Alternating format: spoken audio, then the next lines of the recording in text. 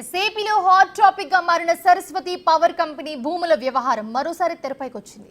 Assigned భూములకు సంబంధించి సరైన వివరణ ఇవ్వని రైతుల నుంచి తిరిగి రాష్ట్ర ప్రభుత్వమే భూములను స్వాధీనం చేసుకోబోతున్నట్లుగా సమాచారం. అందుకు అనుగుణంగానే ప్రభుత్వం అడుగులు వేస్తున్నట్లుగా తెలుస్తోంది. 20 ఎకరాల ప్రభుత్వ భూమి అన్యక్రాంతమైనట్లుగా అధికారులు గుర్తించారు. గతంలో డిప్యూటీ సీఎం పవన్ ఆదేశాల మేరకు సరస్వతి పవర్ కంపెనీ భూముల్లో అటవీ శాఖతో పాటు రెవెన్యూ శాఖ అధికారులు కూడా సర్వే నిర్వహించారు. అలాగే ఈ క్రమంలోనే అసైన్డ్ భూములకు సంబంధించిన యజమానులకు అధికారులు నోటీసులు జారీ చేశారు. 15 రోజుల్లో నోటీసులకి రిప్లై ఇవ్వాలని కూడా ఆదేశించారు. అయితే నోటీసులకు రిప్లై ఇవ్వకపోవడంతో యాక్షన్ తీసుకునేందుకు ప్రభుత్వం సిద్ధమైనట్లుగా తెలుస్తోంది. అసైన్డ్ భూములను వేరే వారికి బదలాయించే అవకాశం లేదని అధికారులు ఒక పక్క స్పష్టం చేశారు.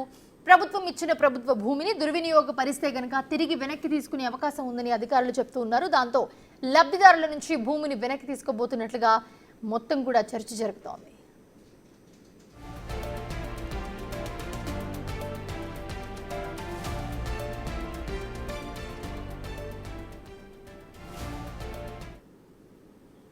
ఇదే అంశానికి సంబంధించి గుంటూరు నుంచి మా ప్రతినిధి సాయి శంకర్ అందుబాటులో ఉన్నారు మరిన్ని అప్డేట్స్ అందించడానికి.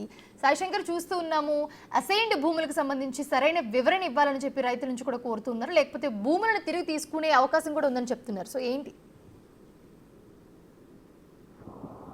మౌనిషా, సరస్వతి పవర్ ప్లాంట్ కి సంబంధించి దాచేపల్లిలో ఉన్నటువంటి భూముల విషయంలో గతంలో డిప్యూటీ సీఎం పవన్ కళ్యాణ్ ఆదేశాల అనుగుణంగా అక్కడ అటవీ శాఖ అదేవిధంగా రెవెన్యూ శాఖ ఆ భూములకు సంబంధించి సర్వే నిర్వహించడం జరిగింది. మొత్తం 20 ఎకరాలకు సంబంధించినటువంటి ప్రభుత్వ భూములను సరస్వతి భూమి ఆక్యుపై చేసిందనే విధంగా కూడా గుర్తించిన నేపథ్యంలో వాటిని deputy CM Pawan Kalyan direct గా వచ్చి పరిశీలించినటువంటి పరిస్థితి ఉంది. ఆ 20 ఎకరాలకు సంబంధించినటువంటి భూమి ఏదైతే ఉందో దానిపైన చర్యలు తీసుకోవాలంటూ అక్కడికక్కడే కూడా అధికారులను ఆదేశించినటువంటి నేపథ్యంలో ఆ పవన్ కళ్యాణ్ యొక్క ఆదేశాల అనుగుణంగా కూడా అక్కడ ఉన్నటువంటి రెవెన్యూ శాఖ అధికారులు ఆ ప్రభుత్వ భూమి ఎవరికైతే ఇవ్వడం జరిగిందో, అంటే అసైన్డ్ భూమి ఉన్నటువంటి వాళ్ళని కొంతమంది రైతులకి వ్యవసాయం చేసుకోవడానికి ఇవ్వడం జరిగింది.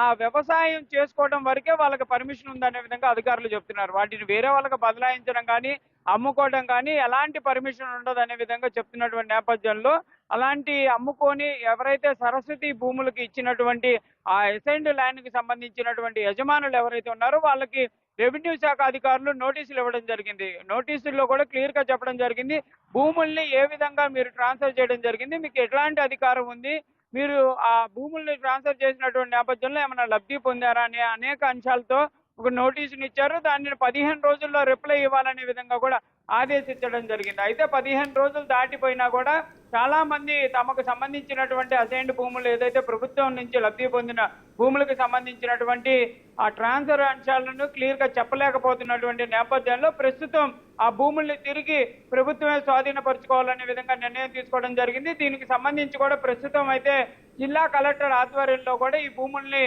తిరిగి తీసుకోవడానికి కూడా నిర్ణయం తీసుకున్నట్టు తెలుస్తుంది. మొత్తంగా ప్రస్తుతానికైతే యజమానులకు నోటీసులు ఇచ్చారు.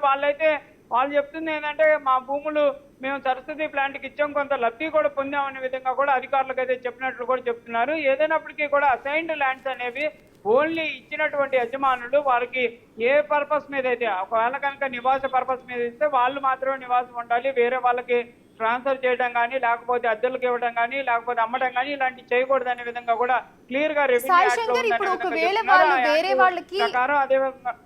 ఒకవేళ వాళ్ళు వేరే వాళ్ళకి విక్రయించినట్లయితే అవి కూడా రాష్ట్ర ప్రభుత్వానికి చెందుతుంది కదా, ఆ భూములన్నీ కూడా ఏవైతే అసైన్ భూములు వేరే వాళ్ళకి ఇచ్చారో సో ప్రభుత్వం ఇచ్చిందో.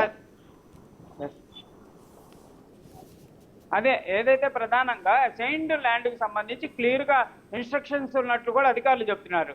ఆ భూములు వాళ్ళు లబ్ధి పొందడానికి మాత్రమే ఇస్తాము, వాళ్ళు ఎవరికి అమ్మటానికి కానీ ఎవరికి ఇవ్వటానికి కూడా లేదు అనే విధంగా క్లియర్ గా చెప్తున్నారు. ఎలాంటి పరిస్థితి ఉన్నా వాళ్ళు నిబంధనలు ఉల్లంఘించినట్లే ఉంటుంది కాబట్టి కంపల్సరీగా వారి దగ్గర నుంచి భూములు అయితే తిరిగి ప్రభుత్వం స్వాధీనపరుచుకునేటటువంటి అవకాశం ఉన్నట్లే వాళ్ళకి ఇచ్చేటటువంటి అగ్రిమెంట్ ఏదైతే ఉంటుందో దాంట్లో క్లియర్ గా ఉంటుంది అనే విధంగా చెప్తున్నారు. వాటి యొక్క నియమ నిబంధనల ఆధారంగానే ప్రస్తుతం దాచేపల్లి మండలంలో ఉన్నటువంటి సరస్వతి ప్లాంట్కి సంబంధించినటువంటి భూములు ఏవైతే ఉన్నాయో వాటిని తిరిగి తీసుకునేటటువంటి అవకాశాలు కూడా స్పష్టంగా కనిపిస్తున్నాయి. ఇందులో వేమారం మండలం ఏదైతే ఉందో అందులో మొత్తం 14 ఎకరాలకు సంబంధించినటువంటి భూములతో పాటు పిన్నెల్లి గ్రామంలో ఉన్నటువంటి మరో 3 ఎకరాలు మొత్తం 17 ఎకరాలు ఈ సరస్వతి ప్లాంట్ కి అసైన్డ్ భూములను యజమానులు ఇచ్చినట్టు గుర్తించారు. ఈ మొత్తం 17 ఎకరాలకు సంబంధించినటువంటి భూములను అయితే తిరిగి తీసుకునేటటువంటి అవకాశాలు ఉన్నాయి. మరో 3 ఎకరాలకు సంబంధించినటువంటి విషయంలో యజమానులు అయితే కొంత వాళ్ళు ఏదో వివరణ ఇచ్చినట్లు కూడా అధికారులు చెప్తున్నారు. దానిపైన కూడా